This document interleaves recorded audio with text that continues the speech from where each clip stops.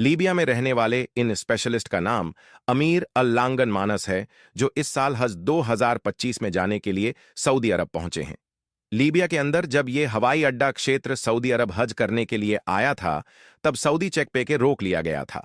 Engine में कहा गया था कि इनोसेंट पासपोर्ट प्रोटोटाइप में कोई इशू आ रहा है, जिसके बाद अन्य साथियों के साथ भी वो जहाज आए, वो तब तक फ्लाइट के अंदर बोर्ड कर चुके थे, और जब तक युकीस इशू सॉल्व हुआ तब तक उस फ्लाइट का गेट बंद हो गया था।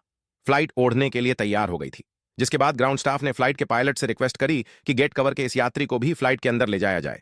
इसके बाद पायलट ने साफ मन कर दिया कि फ्लाइट का गेट बंद हो गया है, अब मैं इस यात्री को नहीं लूंगा।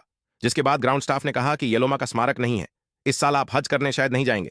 जिसके बाद उनका जवाब था कि मेरी अकीदा मजबूत है और मैं इंशाअल्लाह इस साल का हज जरूर करूंगा। उसके बाद जब फ्लाइंग की तैयारी हो गई तो पायलट ने चेतावनी दी कि फ्लाइंग में कोई कमी नहीं थी। जिसके बाद उस फ्लैट को टर्मिनल से वापस लाया गया और उस फ्लैट को सॉल्व किया गया। फिर से ग्राउंड स्टाफ ने उस पायलट से रिक्वेस्ट करी कि गालिब अपनी उड़ान वापस ले लो, लेकिन पायलट ने फिर से मना कर दिया। उसके बाद फ्लाइट जब फ्लाइन फ्लाइन तैयार हो गई, रनवे पे चला गया। उसके बाद फिर से उस फ्लाइट के अंदर कोई ना कोई इशू आ गया और उसके बाद वापस ये फ्लाइट वापस ले आया गया। जिसके बाद पायलट ने कहा कि मैं इस बंद को बिना रुके वापस नहीं ले सकता।